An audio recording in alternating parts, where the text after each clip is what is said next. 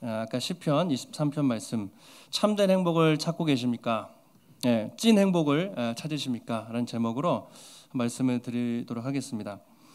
먼저 이곳에 오신 여러분들을 다시 한번 환영드립니다. 보니까 원래 또 나오시던 분들, 그리고 처음 나오신 분들, 누군가의 손에 이끌려서 오기 싫은데 이렇게 또 오신 분도 계실지도 모르겠습니다. 어떤 사람들은 기대 반, 또 의심 반으로 오신 분도 계시고 다양하게 여러 가지 이유로 오셨을 텐데, 여러분 어떻게 오셨는지, 어떻게 오셨든지 일단 잘 나오셨습니다. 처음 오신 분도 낯설시겠지만 오늘은 처음 오신 분들을 위해서 준비한 날입니다. 그래서 여러분들이 주인공이시고 좀 편하게 생각을 하시면 좋을 것 같습니다.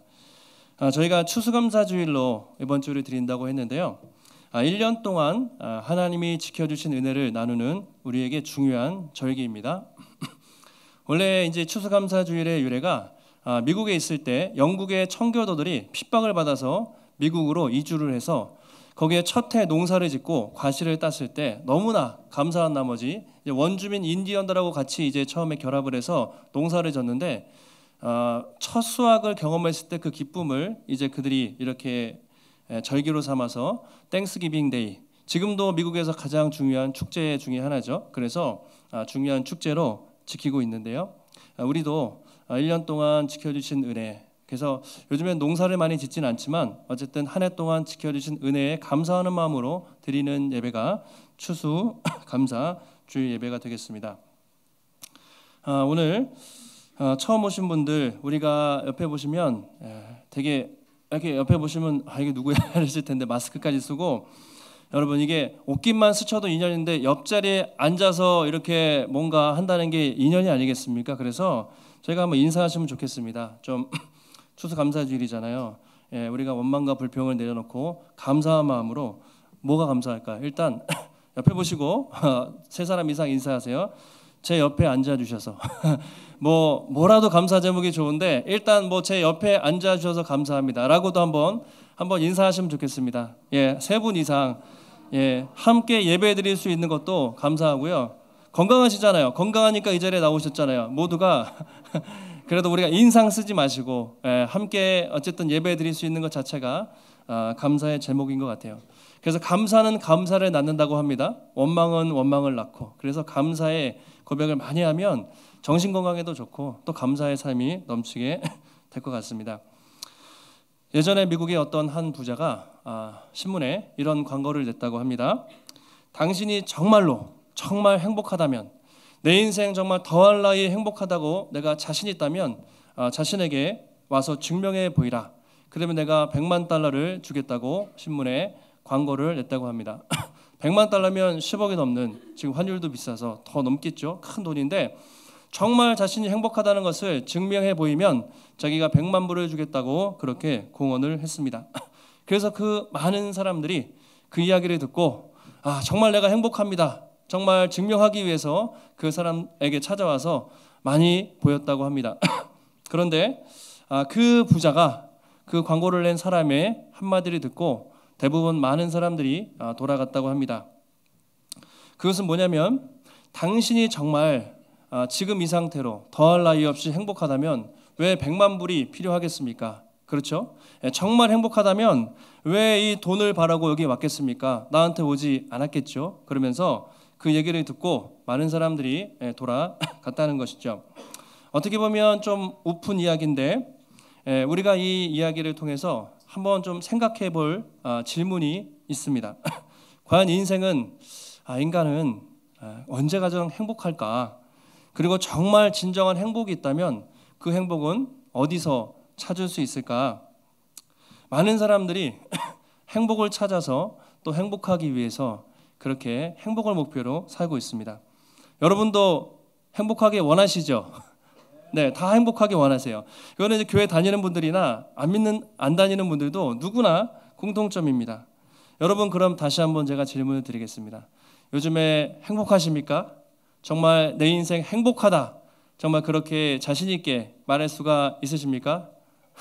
표정을 보니까 그런 분도 계시고 여러 가지 복잡 미묘한 표정이 있습니다. 이 땅을 사는 사람들은 누구나 행복을 원하고 그거 당연한 이야기입니다. 그런데 그것을 추구하는 방법이 다르다는 것이죠. 각자가 행복을 추구하는 방법이 다릅니다. 어떤 사람은 이렇게 생각합니다. 내가 돈이 좀 많으면, 경제적으로 조금 더 풍족하면 행복할 텐데, 열심히 경제적으로 또 돈을 벌기 위해서 힘쓰는 분들도 계십니다. 또 어떤 분들은 내가 원하는 꿈을 좀 이루면, 어떤 성취, 사회적으로 내가 성공하면 행복할 것이야 라고 생각하고 열심히 자기 개발하고 성취와 업적을 이루기 위해서 달려가는 분들도 계십니다. 또 어떤 분들은 인간 관계 속에서의 행복, 사람을 만나는 즐거움, 또 사랑과 또 로맨스를 통해서, 그렇죠, 좋은 배우자 만나서 행복하게 사는 것을 꿈꾸기도 합니다. 그리고 어떤 사람들은 안정된 직장과 좀 사회적 지위를 얻으면 행복할 것이다, 그렇게 생각하고 열심히 일하는 분들도 많이 계십니다.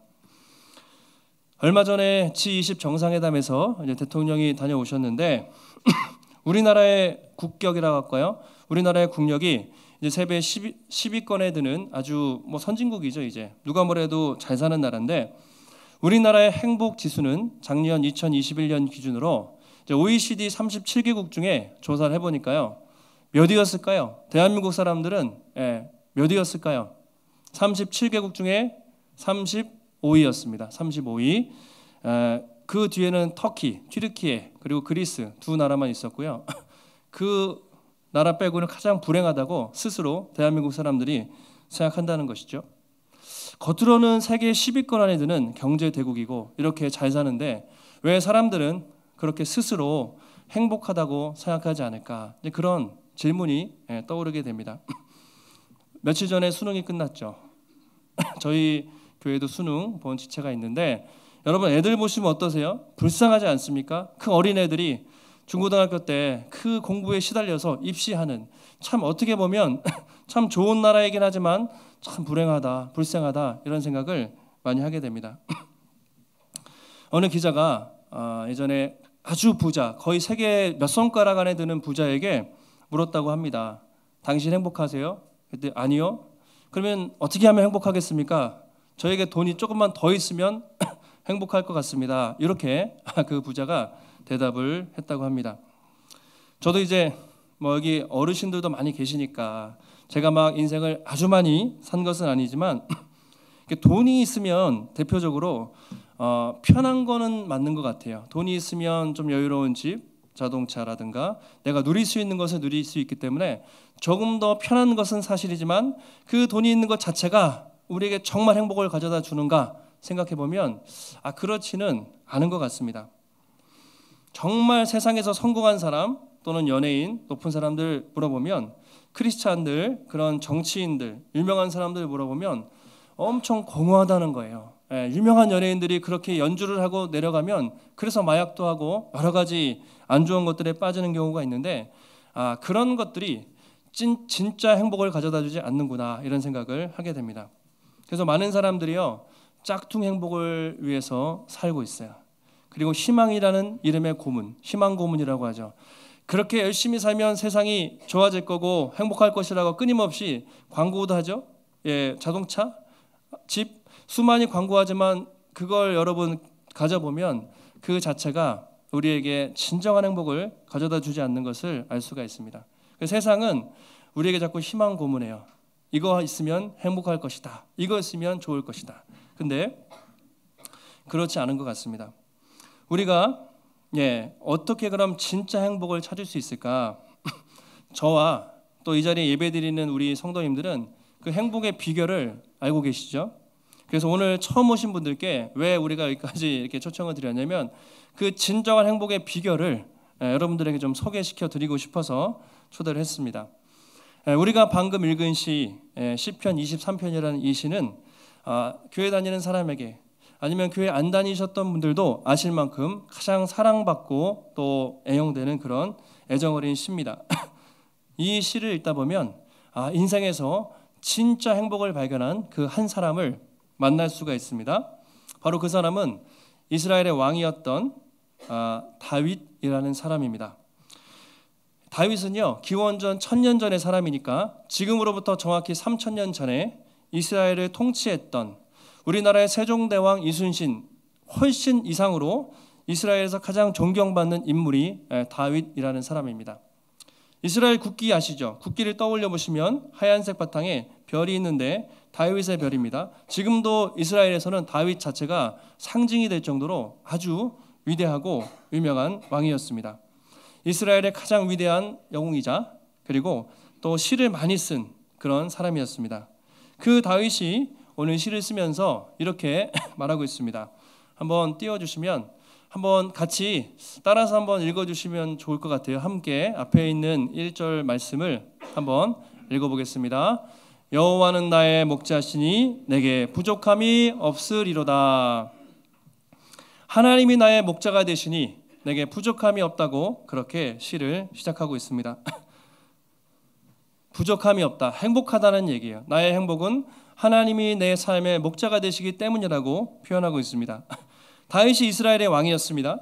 지금도 대통령하면 이 나라의 엄청난 권세를 가지고 있는데 고대 수천 년 전의 왕은 거의 신적인 존재였겠죠. 모든 것을 다 가지고 있는 사람이었습니다. 그런데 그 왕이 나의 명예, 나의 힘과 능력, 나의 부귀영화 이것 때문이 아니라 하나님이 나의 목자가 되시기 때문에 내가 부족함이 없다. 반대로 표현하면 나의 명예도 나의 힘과 권력도 나의 부귀영화도 나에게 진짜 만족을 주지는 못한다. 이렇게 표현을 하고 있습니다. 이제 하나님을 목자, 자신을 양으로 비유한 것이죠. 비유인데 우리나라는 양보다 이제 염소를 많이 키우죠. 저도 어릴 때 이제 염소를 부모님이 이제 키워서 염소는 많이 봤는데 양은 어디 가면 볼 수 있습니까? 옛날에는 동물원이나 지금은 이제 양떼목장 가면 볼 수 있어요. 근데 양은 그렇게 익숙하진 않습니다. 근데 왜 양으로 비유를 했냐면요. 양의 특징이 이런 특징이 있다고 합니다. 양은 시력이 좋지 않대요. 그래서 앞을 잘 이렇게 보지를 못합니다. 그래서 무리를 지어서 따라가는데 앞놈이 앞에서 따라가다가 낭떠러지로 가면 그냥 따라가다가 꼬꾸라져서 낭떠러지로 처박히는 것이 양이라고 합니다. 그만큼 멀리 내다보지를 못해요. 또 양은 고집이 세대요. 양이 생각보다. 그래서 여러분 다른 동물들은 어때요? 조련을 해요. 인간이 조련을 할 수가 있는데 심지어 사자나 호랑이나 코끼리도 인간이 조련하면 서커스를 하잖아요. 양이 서커스 하시는 거 봤어요? 양은 되게 아주 고집이 세다고 합니다. 사람의 손을 안 타는 길들이기 힘든 짐승이 양입니다. 또 양은 방어 능력이 거의 제로예요. 방어 능력이 없어요. 속도도 느린데 얘가 한번 발라당 뒤집어지면 혼자 잘 못 일어난대요. 그러니까 맹수들이 사자들이 가장 좋은 먹잇감이 당연히 양이겠죠. 그러니까 시력도 안 좋죠. 그리고 방어 능력도 없죠. 거기다 고집만 세니까 이 양이 키우기가 얼마나 힘들겠습니까? 절대로 누군가의 도움 없이는 그냥 살 수 없는 동물이 양입니다. 그래서 목자가 필요한 것이죠.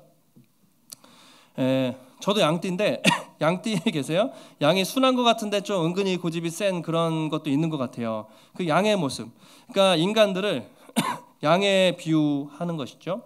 사람이 막 대단한 것 같죠. 우리가 과학 기술과 문명과 또 만물의 영장이다 인간을 말하지만 여러분 우리가 솔직히 얘기해 보면 참 인간이 얼마나 한편으로는 이 대자연 앞에서 거대한 세상 앞에서 한편으로 얼마나 초라한 존재인가 이런 생각을 할 때가 많이 있습니다. 그래서 오늘 다윗이 내가 하나님의 양이에요. 그래서 하나님이 내 인생을 이끌어 주시기 때문에 내가 부족함이 없다. 다시 말하면 내가 정말 감사하고 행복하다 이렇게 표현을 하는 것입니다. 조금만 더 설명을 드리면 2절에서 행복의 비결을 이렇게 설명하고 있습니다. 자, 2절에 이렇게 말합니다. 그가 나를 푸른 풀밭에 누이세요. 쉴 만한 물가, 초장으로 인도하신다. 이렇게 표현하고 있습니다. 아마 교회 안 다니신 분들도 그런 사진이나 그림 보신 적이 있으실 것 같아요. 목자가 지팡이 하나 지고 초장으로 양떼를 이끄는 그런 사진이나 그림들, 유명한 그림들을 한번 연상해 보시면 좋겠습니다. 하나님이 나를 푸른 풀밭, 쉴 만한 물가로 늘 인도하시면서 나를 이끌어 가신다는 것이죠. 목자의 사명은 그것입니다. 이스라엘 땅에는 물도 없습니다. 그리고 푸른 초장도 없기 때문에 늘 산 넘고 강 넘고 가면서 푸른 초장과 쉴 만한 물가를 따라서 이동을 하죠. 그러다가 양이 물을 만나서 풀을 뜯는 것을 보면 그렇게 목자는 기쁠 수가 없겠죠. 보람을 느낍니다. 마치 우리가 자식을 낳고 아이들이 밥을 맛있게 먹고 또 건강하게 크는 것을 보면서 부모가 정말 기쁘잖아요. 그것처럼 목자의 기쁨은 양떼를 잘 인도하는 그 기쁨이 있습니다. 하나님이 자신을 그렇게 푸른 풀밭과 쉴만한 초장으로 인도하신다. 이걸 오늘날로 좀 말씀드리면 하나님이 자기에게 인생에 먹을 것을 공급해 주시고 마실 것, 물질적인 필요, 경제적인 것 이런 것들을 공급해 주신다고 말할 수가 있습니다. 그리고 3절에는 이렇게 얘기하네요. 내 영혼을 소생시키시고 자기 이름을 위하여 의의 길로 인도하십니다. 내 영혼을 소생시킨다. 내 마음과 내 영혼. 여러분, 하나님이 물질만 공급해 주시는 분이 아니라 내 마음을 만져주시고 또 힘들고 지칠 때마다 다시 일어날 수 있는 힘과 용기를 주신다. 그래서 내 영혼을 소생시키신다. 그래서 그분께 감사하다. 이렇게 고백을 하고 있습니다.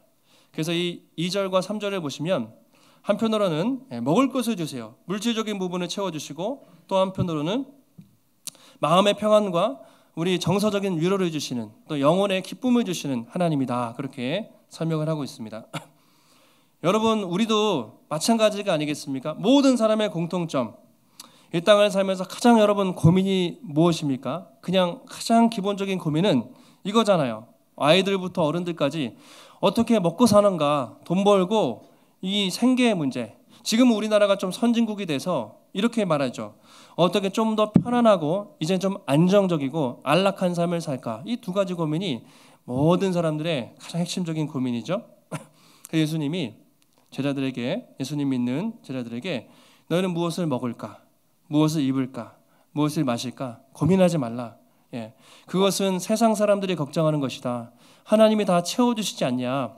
그래서 무엇을 예로 듭니까? 하늘의 참새를 봐라. 지나가는 하늘의 새조차도 하나님이 다 먹이시고 들의 꽃과 백합화도 하나님이 다 키우시는데 하물며 하나님의 형상을 따라 창조한 그 인간들을 하나님이 돌보지 않겠느냐. 걱정하지 말라고 계속해서 하나님이 말씀을 하십니다. 또 한 가지 하나님은 우리의 마음을 위로해 주시는 분이죠. 마음을. 우리 마음이 지치고 낙심이 될 때 그 마음을 만져주시고 소망을 주시는 분이시죠. 요즘에요, 참 겉으로는 정말 멀쩡해요.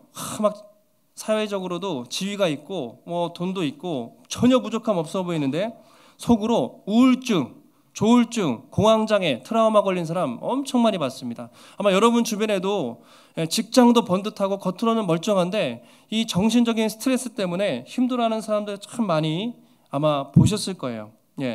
다윗이 고백하는 거죠. 참 자기가 스트레스 받고 힘들 때마다 하나님이 내 영혼을 만져주시고 내 아픈 마음을 치료해 주시기 때문에 내가 참 평안하다. 내가 참 어떤 상황에서도 두려움이 없다. 예수님이 이런 말씀하셨죠. 수고하고 무거운 짐진 자들아 다 내게로 오라. 내가 너희를 쉬게 하리라. 인간이 자기 인생의 무게를 여러분 지고 사는 그 인생들에게 하나님이 대신 짐을 쥐어주시겠다. 나에게 오라고 제자들에게도 그런 말씀을 하셨습니다. 다윗이 참 이 땅에서 여러분 왕이었지만 그의 인생을 우리가 훑어보면 누구보다 평안한 삶이 아니라 괴로운 삶이었습니다. 왕 되기 전에 사울이라는 왕이 자기를 그렇게 잡아 죽이기 위해서 수천 명, 수만 명을 동원해서 10년 동안 쫓아다녔어요. 동굴을 전전하면서 광야에서 그렇게 도피하는 삶을 살았습니다. 왕이 되니까 어땠습니까? 수많은 사람들이 반역하고 자기 아들 압살롬이 아버지 죽이겠다고 쫓아오는데 그 광야의 길로 가면서 정말 괴로운 인생을 많이 살았어요. 그래서 그가 나중에 인생을 회고하면서 자기가 그 위기의 순간에 자기를 도우신 하나님을 회상하면서 이런 고백을 드리게 되는 것이죠. 그것이 4절 말씀인데요. 내가 사망의 음침한 골짜기, 어두운 골짜기, 인생의 그 위기 속을 지날 때 손에 공격을 두려워하지 않을 것은 주께서 나와 함께 하심이라. 주의 지팡이와 막대기가 나를 안위 하시나이다. 이렇게 고백을 합니다. 과거의 목자들은 한쪽에는 지팡이와 막대기를 갖고 다녔어요. 왜 갖고 다녔을까요? 일단 양들이 잘못된 길로 가면 그 지팡이를 통해서 바른 길로 인도했겠죠. 또 한 가지, 맹수들이 달려들 때 진짜 목자는 자기 양떼를 지키기 위해서 목숨 걸고 그 지팡이로 싸웠습니다. 다윗은 그래서 사자와 곰과 겨룬 적이 많았어요. 목숨을 걸고 양떼를 지켜야 하기 때문이죠. 그래서 다윗이 참 인생을 돌아보니까 그때 그렇게 참 힘들고 그때 참 어려웠는데 하나님이 내 인생을 목자 되셔서 지팡이와 막대기로 나를 지켜주심으로 내가 그 사망의 골짜기를 지나서 여기까지 오게 됐다. 그래서 하나님께 감사의 고백을 우리 드리고 있는 것이죠. 여러분, 우리도 인생에 살다 보면 이것은 교회 다니는 분들이나 안 다니는 분들이나 공통적으로 예상치 못한 고난과 어려움이 있습니다. 그건 뭐 당연하죠. 인생에 고난이 있는 건 다 아실 겁니다. 그때마다 사람들은 대부분 각자 자기 힘으로 문제를 해결하려고 힘쓰지만 그때마다 얼마나 좌절스럽고 낙심할 때가 좀 많습니까? 남자분들이 강한 척 하잖아요. 제 친구들도, 교회 안 다니는 친구들은 막 겉으로 강한 척 하는데 뒤에서 술 먹고 막 우는 친구들 많이 봤거든요. 인생에서 맨정신으로는 그게 안 풀리니까 술 먹으면 속 얘기가 나오는데 그 직장에서 쓰린 얘기, 인간관계, 그 아픔과 상처, 이것은 남자 여자 가릴 것 없이 나이 불문하고 마음속에 많은 상처와 아픔을 가지고 살아가게 됩니다. 그런데 하나님 믿는 사람들은요, 하나님께서 인생의 목자가 되시기 때문에 그 위기와 고난 속에서도 그분을 믿고 그분의 인도하심을 따라 갈 수가 있다는 것이죠. 오늘 앞에서 간증하신 집사님, 제가 2주 전에 부탁을 드렸는데요. 들어보시니까 어떻습니까? 예전에는 내 힘과 능력으로 살 때는 얼마나 힘들었어요. 그런데 하나님을 만나게 되고 이제는 하나님께 맡기는 삶을 사니까 그분이 내 목자가 되시기 때문에 더 이상 인생이 두렵지 않죠. 사람과 비교하지 않습니다. 하나님 가운데 만족하고 평안한 삶을 살게 되었다고 아까도 고백을 하셨죠. 그런데 아마 제가 어떤 분에게 물어봐도 그것은 공통적으로 대답하실 거예요. 하나님이 살아계시기 때문에 정말 내 인생 하나님 때문에 복받았고 행복하고 두려움이 없다고 우리가 다 고백할 수가 있는 것이죠.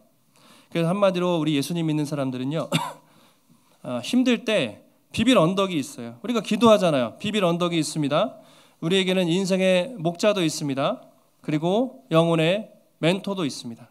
그래서 우리가 그 고난 중에 평안함을 유지할 수 있는 비결이 하나님이 함께 하시기 때문이라는 것이죠.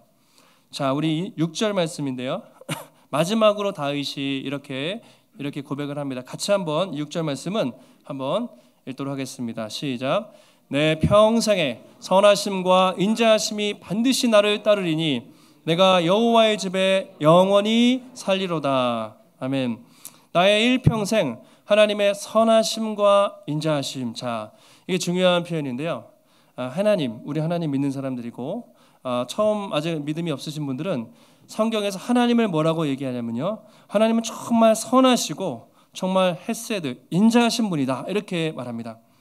하나님의 성품을, 그러니까 그리스 신화 아시죠? 여러 가지 신화들을 보면 신들이 인간을 얼마나 괴롭히고 조잡하고 막 그렇게 하는지 몰라요. 그런데 세상을 창조하신 하나님은 한마디로 말하라면 그분은 너무나 선하시고 너무나 인자하시고 오래 참으시는 따뜻한 분이다. 그래서 우리가 그렇게 양떼처럼 어리석고 실수하고 또 넘어지고 또 반항해도 하나님이 선하시고 인자하시기 때문에 끝까지 이렇게 우리를 인도해서 마지막까지 책임지고 인도해 주신다고 그렇게 고백을 하고 있습니다. 그래서 아까도 다윗이 마지막에 내가 여호와의 집에 영원히 거하리로다. 여러분, 영원이라는 개념이 여러분 있으십니까? 우리에게는 영원의 소망이 있지만 아마 교회 안 나오시는 분들은 영원이라는 개념이 없으실 거예요. 죽으면 끝이지. 근데 그렇지 않습니다. 죽으면 끝이 아니라 인간에게는 죽으면 육체는 끝이지만 영혼은 존재하고 한 번 죽는 것은 사람에게 정하신 것이고 그 후에는 반드시 심판이 있는 것이죠. 믿는 사람들에게는 영원한 소망이, 그렇지 않은 사람들에게는 영원한 심판이 있다고 분명히 고백을 하고 있습니다. 분명히 성경에서 말하고 있어요. 그래서 다윗이 이렇게 얘기합니다. 내가 이 땅에서만이 아니라 내가 죽어서도 앞으로 하나님께서 영원토록 천국에서 지켜주실 것이고 나는 영원토록 그 선하시고 그 사랑이 많으신 하나님과 함께할 것이다. 마지막 확신에 찬 고백으로 이 시를 마치고 있습니다. 여러분, 이렇게 많은 분들이 우리가 살면서 고난당할 때 대처하는 방법이 우리 하나님 믿는 분들과 그렇지 않은 분들이 많이 다른 것 같아요. 믿는 분들에게는 그래도 하나님이 계시는데 안 믿는 분들, 저도 예전에 하나님을 잘 믿기 전까지는 내 힘으로 내 노력으로 정말 이를 악물고 해봐도 안 되는 거는 안 될 때가 있습니다. 그래서 정말 하나님을 만났을 때 이 근본적인 문제가 해결되는구나라는 것을 경험을 하게 되는 것이죠. 그래서 우리가 이 좋은 하나님을 소개해 드리기 위해서 오늘 여러분들을 초청을 한 것입니다. 마지막으로 한 가지만 말씀드리면 이 땅에 참 많은 이렇게 문제들이 있어요. 그런데 여러분은 이 세상에 왜 그렇게 문제가 있다고 혹시 생각을 해보신 적 있으십니까? 근본적인 이유. 사람마다 여러 가지 원인을 찾는데요. 성경에서는 하나님 믿는 사람들은 그 근본적인 원인을 인간의 죄의 문제라고 그렇게 표현을 합니다. 원래 세상은 어떻게 창조되었냐면 하나님이 계셨고 학교에서는 진화론을 가리킵니다. 그것도 들어보면 말이 안 되는 전혀 과학적이지 않은 신념일 뿐인데 진화론을 가르치지만 오히려 더 합리적인 것은 창조론이죠. 세상을 창조하신 어떤 존재가 그의 뜻과 계획 속에서 인간과 우주와 만물을 아주 질서정연하게 아름답게 창조했다고 성경은 그렇게 말하고 있습니다. 그리고 인간을 특별히 하나님의 형상을 따라서 아름답게 만물의 영장으로 창조하셨는데 안타깝게 인간이 하나님을 그렇게 부인하고 만 것이죠. 그래서 우리가 아시는 선악과를 따먹고 단지 따먹은 게 문제가 아니라 하나님께 반역한 것입니다. 하나님의 통치를 거부하고 반역하면서 죄가 들어왔습니다. 그리고 죄가 들어오면서 죽음이 들어왔습니다. 원래 인간은 여러분 죽음이 없는 존재였습니다. 그런데 하나님께 반역하면서 죄가 들어오고 그때부터 어떤 일이 생겼냐면 가인 아시죠? 인류의 조상이었던 가인이 동생 아벨을 죽이면서 인간관계가 다 끊어져 버렸습니다. 그리고 자연 만물이 타락하면서 자연재해가 생기기 시작했습니다. 그리고 세상은 아름다운 세상이 아니라 약육강식의 여러분 지금 살고 계시는 정글과 같은 그런 세상이 된 것이죠. 그래서 처음 오신 분들도 아마 다른 거는 하나님이 보이지도 않고 성경 말씀을 여러분 믿기 힘드실 거라고 제가 충분히 이해를 합니다만 이것은 여러분도 부인하실 수 없으실 것 같아요. 모든 사람은 언젠가 한 번은 반드시 죽는다. 영원한 존재는 없습니다. 그리고 우리가 사는 세상이 그렇게 아름답지 않다. 그 사람들이 과학, 기술, 의학을 통해서 사회 제도의 개혁, 복지 정책을 통해서 아름다운 세상 만들어 보려고 우리 정치인들과 앞에서 수많은 사람들이 노력하지만 안타깝게 세상은 시간이 흐르면 흐를수록 범죄가 훨씬 더 잔혹해집니다. 그리고 지구는 점점 병들어 갑니다. 사회는 점점 양극화돼서 잘 사는 사람, 어려운 사람들 점점 심해집니다. 앞으로 우리 미래의 세대가 이 아름다운 지구, 자연 속에서 정말 건강하게 살 수 있을까? 그런 고민이 저도 많이 됩니다. 왜 세상이 이렇게 병들었을까요? 왜 처음에는 그렇지 않았는데 비정상적이 됐고 왜 그렇게 병들었을까? 성경은 분명히 그 이유를 인간의 죄 때문이라고 하나님을 거역한 죄로부터 이 모든 세상이 다 깨져버렸다고 그렇게 말하고 있습니다. 죄하면 여러분 기분이 안 좋으실 수 있는데 우리가 말하는 형법, 민법 그런 실정법이 아니고 하나님을 떠난 하나님을 인정하지 않고 사는 것을 성경에서는 죄라고 그렇게 표현합니다. 그리고 태어날 때부터 그것을 안고 살아요. 태어날 때부터 우리 안에 시기심과 이기적인 마음들과 그런 것들을 날 때부터 갖고 산다는 것이죠. 그래서 이게 해결이 안 되면요. 인간에게 진짜 행복은 없는 거예요. 물질이 있고 성공을 하고 또 세상적으로 그럴듯해 보여도 이 문제가 해결되지 않으면 하나님을 만나지 않으면 인간의 그 근본적인 갈증이 해소가 되지 않고 세상의 그 타락한 깨어진 많은 문제들이 제도의 개혁으로 되는 것이 아니라 이 죄의 문제가 해결돼야만 근본적으로 해결이 된다고 성경은 말합니다. 근데 안타깝게도 스스로 해결을 못해요. 그래서 하나님이 어떤 방법을 찾으셨는데 바로 2000년 전에 이스라엘 팔레스타인 땅에 예수 그리스도라는 분을 이 땅에 보내셔서 그분은 하나님이셨고 하나님의 아들이셨습니다. 이 땅에 오셔서 인간의 죄를 그 문제를 해결하기 위해서 십자가에서 대신 죽으시고 3일 만에 다시 살아나심으로 누구든지 그 그 사실을 믿는 자에게 영원한 생명을 주시는 그 놀라운 복을 주셨다. 그것이 우리가 믿는 가장 기쁜 소식, 복음이라고 할 수가 있습니다. 시편 23편과 더불어 성경에서 가장 유명한, 대부분 암송하시는 말씀이 요한복음 3장 16절인데 같이 한번 앞에 한번 보시고 천천히 한번 따라서 한번 읽어주시면 감사하겠습니다. 읽겠습니다. 하나님이 세상을 이처럼 사랑하사 독생자를 주셨으니 이는 그를 믿는 자마다 멸망하지 않고 영생을 얻게 하려 하심이라. 속으로 생각해 보세요. 하나님이 세상을, 하나님이 본인의 이름을 넣어서 한번 꼭 이따 읽어보세요. 하나님이 누구누구를 이렇게 사랑해서 외아들이죠, 독생자를 주셨으니 그를 믿는 자는 멸망하지 않고 영원한 생명을 얻게 하려 하심이라. 17절에 이렇게 되어 있습니다.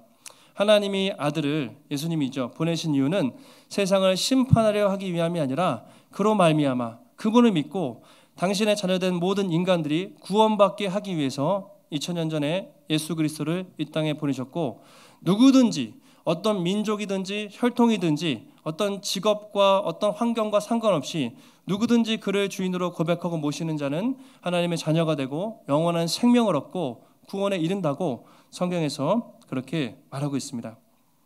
여러분, 만약에 하나님이 존재하신다면 인간을 얼마나 사랑하셨으면 자기의 사랑하는 아들을, 그 인간을 대신해서 십자가에서 죽게 하셨을까요? 여러분 궁금하시면 제가 십자가와 부활이 객관적으로 과학적으로 사실이라는 것을 너무나 명백한 증거들이 많기 때문에 제가 증명해 드릴 수 있습니다. 인간을 창조한 그런 창조주가 자신을 반역한 그 인간 피조물 따위를 위해서 대신 죽으셨다. 만약에 그것이 사실이라면, 만약에 정말 그것이 사실이라면 이 세상에 존재하는 그것보다 위대한 사랑이 세상에 어디 있겠습니까? 그래서 아까 16절에도 하나님의 세상을 이처럼, 이렇게 자기 아들을 죽일 만큼 여러분 한 분 한 분을, 우리 한 사람 한 사람을 그렇게 사랑하셨다고 성경이 말하고 있습니다. 우리는 이것을 여러분 복음이라고 하는데요, 저희 교회도 복음의 숲교회, 무슨 뜻이냐면 가장 복된 소식이에요. 가장 기쁘고 즐거운 소식. 인간들에게 여러분이 로또가 당첨되거나 자녀가 좋은 학교를 가거나 집을 청약해서 집을 얻거나 다 좋은 소식인데요, 그것과 비교할 수 없는 훨씬 더 좋은 소식. 만약에 영원히 죽을 수밖에 없던 존재가 영원한 생명을 공짜로 얻었다면 여러분 그것보다 기쁜 소식이 있겠습니까? 인생의 목적과 방향이 없던 사람이 하나님을 만나서 인생의 목적과 방향을 찾고 의미 있는 삶을 산다면 그것보다 더 진정한 행복이 어디 있겠습니까? 우리는 이 기쁜 소식을 사실은 전하기 위해서 교회가 존재하고, 오늘 그것을 여러분들에게 전달드리기 위해서 여러분들을 초청해 드렸습니다. 여러분, 참된 행복의 비결은, 답이 무엇일까요? 바로 예수 그리스도 안에 있습니다. 누구든지 그분을 만나면 인생이 변화되고 그 안에서 완전한 행복을 찾을 수가 있습니다. 그래서 이 자리에 처음 오신 분들도 오늘 당장은 아니라도 한번 생각을 해보시면 좋겠습니다. 내가 주인 되어서 살아가는 지금까지의 내 인생의 퍼즐 조각이 이렇게 열심히 살아온다고 살았는데 그것이 정말 진정한 행복인가? 혹시 더 다른 진짜 행복이 내 가까이 있지 않았는가? 한번 생각해 보시고, 또 그 주님을 인생의 주인으로 모시고 또 참된 행복을 찾고 또 영생을 누리는 기쁨이 있으시면 좋겠습니다. 또 지금 당장은 아니시더라도 나중에 궁금하시면 언제든지 찾아오셔서 여러분을 초대한 그분에게 또는 저에게 연락하시면 제가 충분히 또 설명드리고 말씀을 드릴 수가 있습니다. 오늘도 예배에 참석해 주시고 또 부족한 말씀을 들어주셔서 다시 한번 감사드리고, 여러분 모두가 행복해지시면 좋겠습니다. 광야 같은 인생의 진정한 행복은 하나님을 만나는 것입니다. 우리의 선한 목자 되신 하나님을 만나시고 또 하나님과 동행하며 또 서로 사랑하며 그 기쁘고 진정한 행복한 삶을 사시기를 예수님의 이름으로 축복합니다.